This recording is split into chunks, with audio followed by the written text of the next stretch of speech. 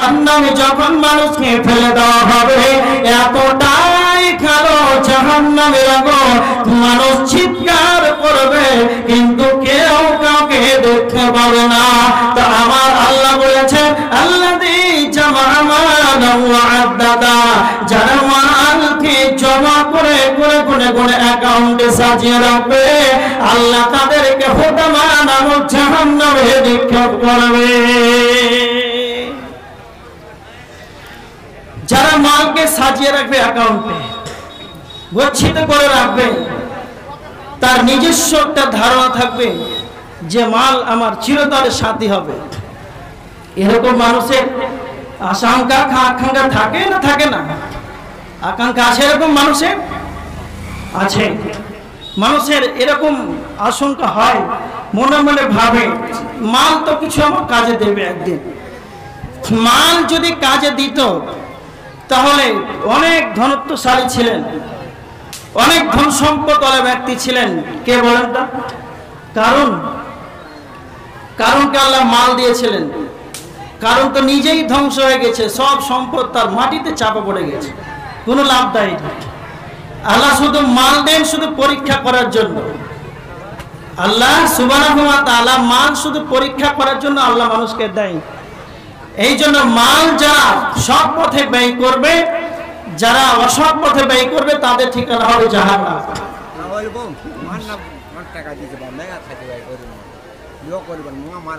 আচ্ছা, ঠিক আছে। আল্লাহুম্মা সাল্লি আলাইহি আল্লাহুম্মা বারিক আলাইহি।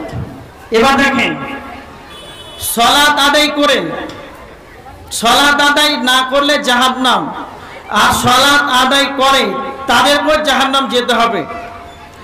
আমল করার পর জাহান্নাম যেতে হবে। কেমন? যারা ইমামের পিছনে সালাত আদায় করেন তাদেরকে কি বলা হয়? কি বলা হয়? মুসাল্লি বলা হয়।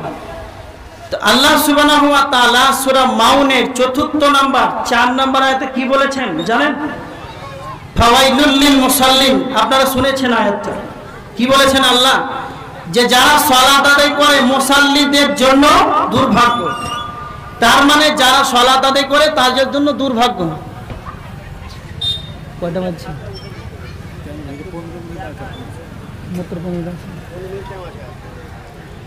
তার মানে মুসাল্লিদের জন্য আল্লাহ সুবহানাহু ওয়া তাআলা দুর্ভাগ্য বলেছেন। এই জন্য যারা সালাত আদায় করবেন তারা খুব সাবধান। এবার আপনাদের মসজিদের উন্নতি কল্পে জালসা আপনারা জানেন, আপনাদেরকে বলা হয়েছে, আপনারা আগে থেকে জানেন, এটা হচ্ছে মসজিদের উন্নতি কল্পে, অবনতি কল্পে নয়। আপনারা যারা আছেন আল্লাহ রাস্তায় মোটা অঙ্কের যে যা পারবেন সকলকে অংশগ্রহণ করা উচিত। কেন? বিসমিল্লাহির রহমানির রহিম। ইয়া আইয়ুহাল্লাযীনা আমানু লা তুলহিকুম আমওয়ালুকুম ওয়ালা আওলাদুকুম আন যিকরিল্লাহ। হে ঈমানদারগণ, তোমরা আল্লাহর ইবাদত থেকে গাফেল হয়ে যেও না।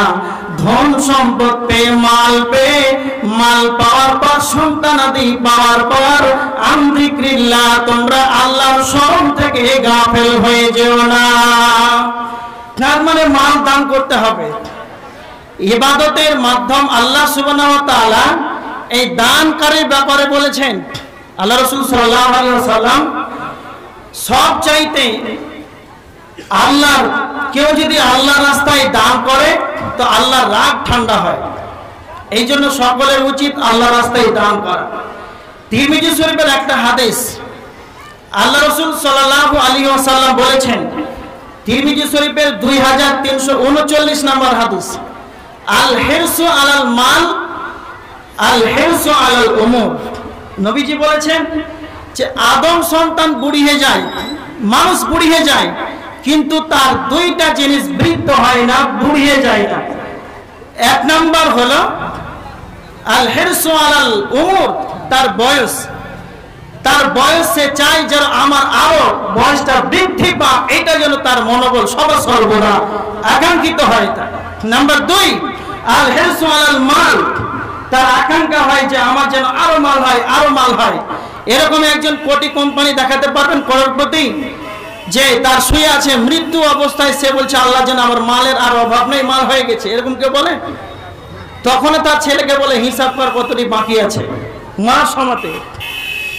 আরেকটা হাদিস শুনেন, আল্লাহ রাসূল সাল্লাল্লাহু আলাইহি ওয়াসাল্লাম বলেছেন, ইয়াকুল ইবনে আদম, আদম সন্তান বলে মাল, যে আমার মাল, আমার মাল, আমার মাল, এগুলো তারা বলে। কিন্তু নবীজি বলছেন, তোমরা কি তা জানো? তোমাদের মাল কয়টি তোমরা কি তা জানো? সাহাবীদেরকে বলছেন, তোমার মাল তিনটি, যেটা তুমি খাও সেটা তোমার মাল, আর যেটা তুমি পরিধান করো সেটা তোমার মাল। তার মানে জামা, পোশাক, আশাক যেগুলো আপনি বর্তমান পরিধান করে আছেন, এগুলো আপনার মাল। 3 নাম্বার নবীজি বলছেন, যেটা তুমি আল্লাহর রাস্তায় দান করবে, সেই দানের হিসাবটা কিয়ামতের ময়দানে যেদিন দারুল জাযা, বদলা দেওয়ার দিন আল্লাহ আপনাকে দেবে। তার মানে যেটা আপনি খাবেন এর রিজাল্ট হবে পায়খানা, এই পায়খানার ভাগ কেউ নিবে না, এর ভাগ কেউ করবে না। আর যেটা আপনি পোশাক পরিধান করে আছেন, এটা আপনার মাল, এর রিজাল্ট হলো পুরাতন। যখন আপনি একে পুড়িয়ে ছিঁড়ে দিবেন, একে পুরাতন করে দিবেন, সন্তান আদি কেউ আপনার এই পোশাকের ভাগ নেবে না। কিয়ামতের দিন যেদিন যে আমল করবে, ওয়ালা তাসিরু ওয়াজিরাতুন বিজরা উখরা, কিয়ামতের দিন কেউ কারো বোঝা বহন করবে না। ছেলে তার মা তার ছেলে, পিতা তার ছেলেকে, কেউ কাউকে যেন পরিচয় দেবে না, কেউ কাউকে একটা নেকি দেবে না। সেই দিন কেউ কাউকে নেকি দেবে না। তা আপনি যেটা আল্লাহর রাস্তায় দান করবেন, এই দানটা কিয়ামতের দিন কেউ ভাগ নিতে পারবে না। তো নবীজি বলছেন, এটাই তোমার মাল। আল্লাহ রাসূল সাল্লাল্লাহু আলাইহি ওয়াসাল্লাম বলছেন, সাহাবীদেরকে বলছেন, সাহাবীরা তোমরা কি কেউ নিজের মালের চাইতে ওয়ারিসের মালটাকে বেশি ভালোবাসো? তার মানে বুঝতে পারলেন, আপনারা কি নিজের মাল থাকতে পরের মালটাকে বেশি ভালোবাসেন? বাসেন না?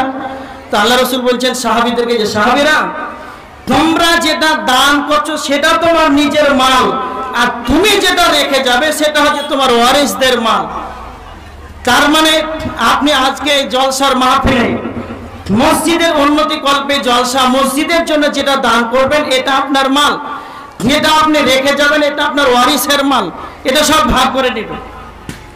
তার মানে আপনাদের কাছে আমার অনুরোধ, আপনারা সকলেই দান করেন।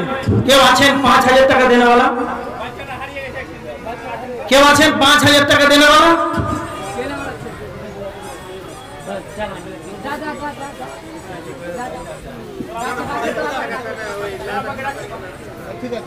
এইদিকে দেখেন।